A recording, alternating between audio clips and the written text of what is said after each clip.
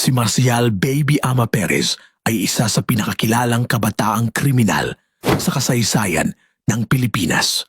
Ipinanganak sa kahirapan, maaga siyang napasok sa mundo ng krimen habang menor de edad pa lamang.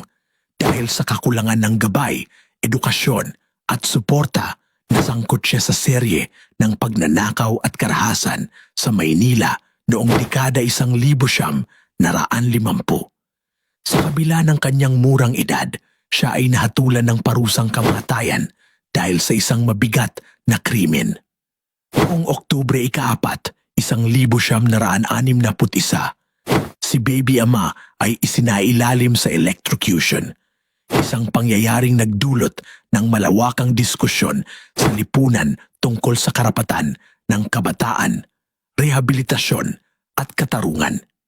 Ang kanyang kwento ay nagsilbing aral sa bansa na ang mga kabataang naliligaw ng landas ay mas nangangailangan ng paggabay kaysa parusa.